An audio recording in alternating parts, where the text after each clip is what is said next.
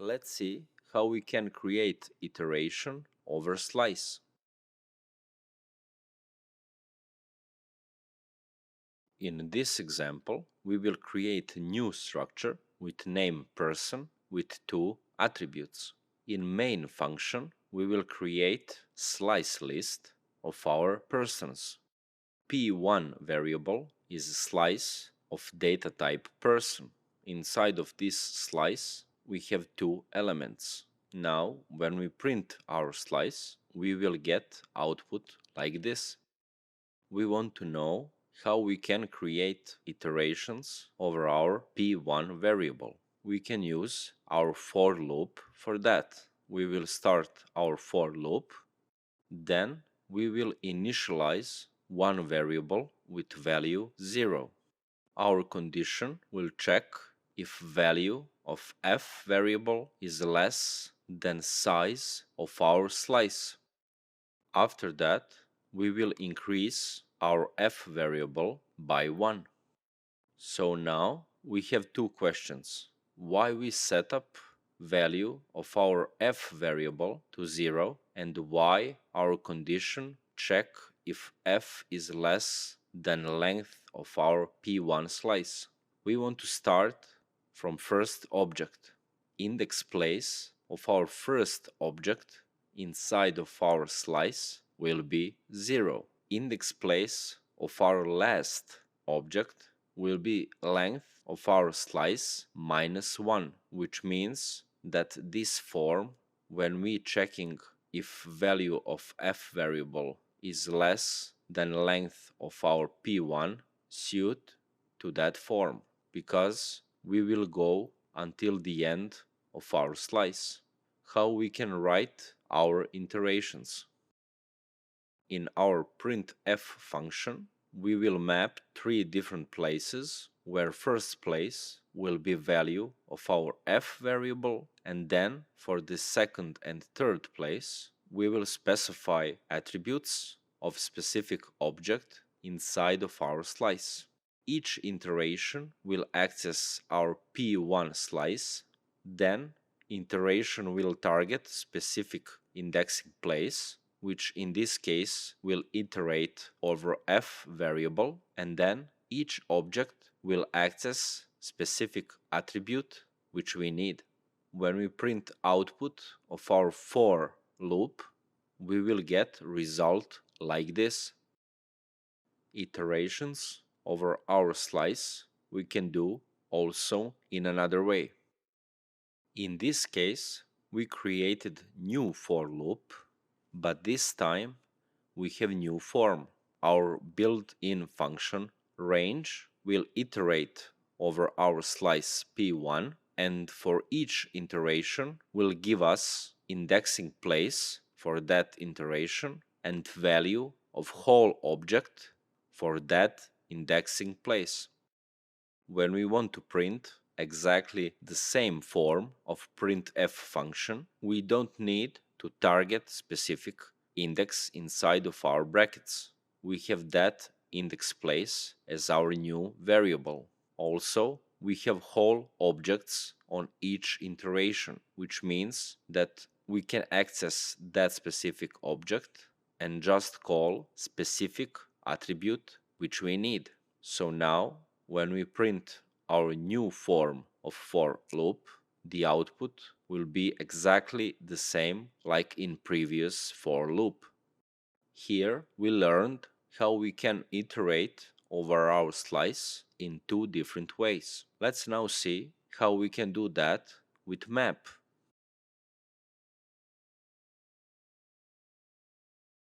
For this example, we created a new map M1 where our keys have data type string and our values have data type integer 32.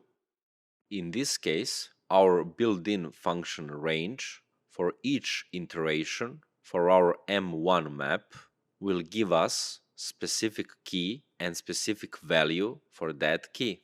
First iteration will have index place 0, key for that object is mark, and value is 10. Second iteration will give us for our key variable value Sandy and for our value variable number 20. Last iteration will give us third object where key is Nick and value is 5. Now we understood how with for loop we can iterate over our map. Beside of this, we have one more form of our for loop. Let's write practical example for that. In this example, we created new variable input with value 0. Then, for this form of for loop, we only need to specify name of that loop. So let's say we want to write name L1. After that, we will write two dots to start our loop. First, we will increase our input value by 1. Then we will check if that value is smaller or equal than 10. If that condition is successful, we will print value of our input variable. After that, we won't go further. Instead of that, we will use our reserved word goTo, which is a built-in function, which will return us on specific place on start of specific loop. So in this case, our goTo built-in function will target start of our L1 loop, which means we will start again on line 8. So in final picture, we will go until input is equal to 10. In that case, our goTo function won't go anymore on start of our L1 loop, and we will execute code inside of our else block. When we print output of this loop, picture will be like this. We can see that we printed 10 values and then we left our for loop. Let's now see how we can merge two different maps. For this example, we created two different maps. These two maps must have the same declaration if we want to merge them. When we print values from our first map with our for loop and built-in function range, we will get output like this. We want to know how we can add all elements from our second map to our first map. We access our second map over range, and then inside of that for loop we are adding all elements from second map to our first map. In this case, we are accessing our first map, then we are targeting specific key with our variable k, and we want to assign value to that specific key with value of our v variable. When we print our first map, we will get 5 elements. First element A is now updated because these two maps had exactly the same key. Now value for that key is not 1 anymore. Now it's 13. Our second and third key, B and C, are the same because we didn't have these keys inside of our second map. Because we didn't have B key in our second map and value for C key in second map is equal with value of our C key in our first map. Then we didn't have D and E keys inside of our first map, so these keys, in this case, we add in our first map. That's how we got new updated first map. Let's now see how we can copy whole map to another map.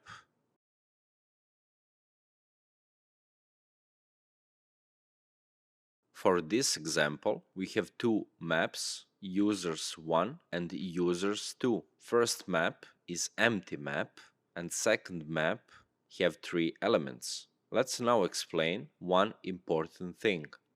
in case where we assign our users2 map to our users1 map and then delete specific key in our output, something strange will happen. When we print our maps, we can see that we deleted our John key from our users1 map, but in the same time, we also deleted that specific key from our users2 map.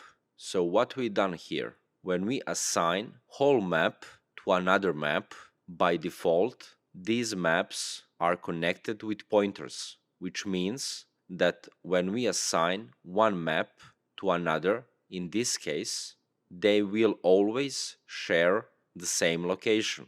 The question is how we can assign elements of one map to another map without sharing the same location. We will do that like previous example with for loop over range. We created users3 new map with the same form. Then we iterate over user2 map, and then we assign to users3 map specific key from our users2 map and value for that specific key. Let's now delete one specific key from our users2 map. When we delete mic key from our users2 map, and then when we print our users2 and users3 map, we can see totally different picture. We deleted that key from our users2 map, but we didn't do anything with our users3 map because these two maps doesn't share the same location. Let's now explain what is the difference between null and empty object.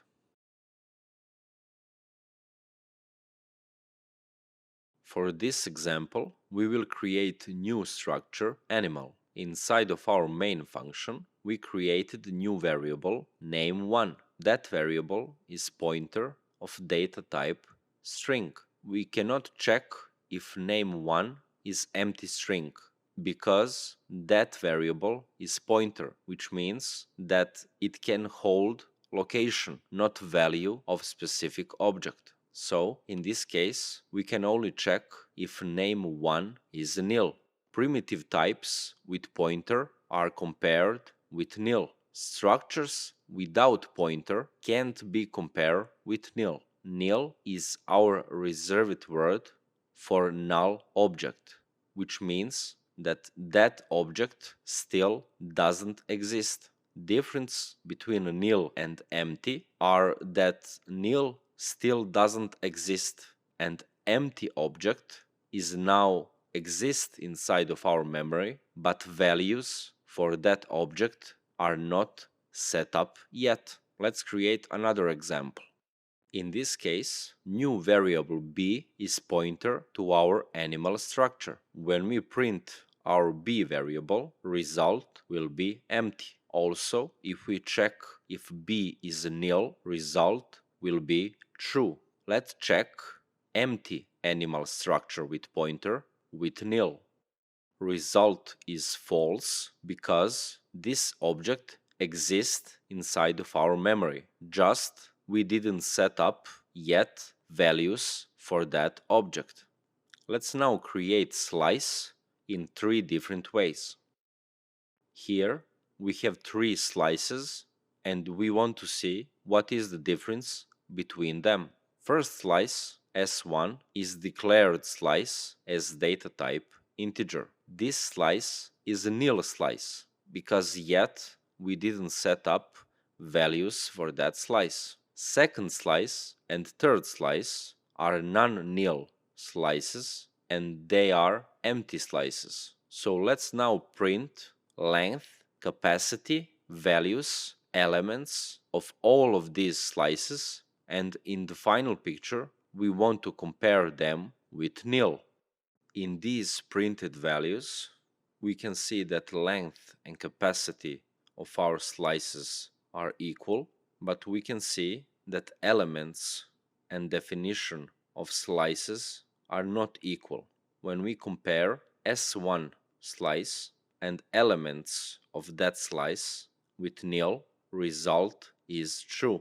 When we do exactly the same thing for our s2 and s3 variables, the result is false, because these two variables are slices with declaration of a non-nil, which means that they exist but they are empty.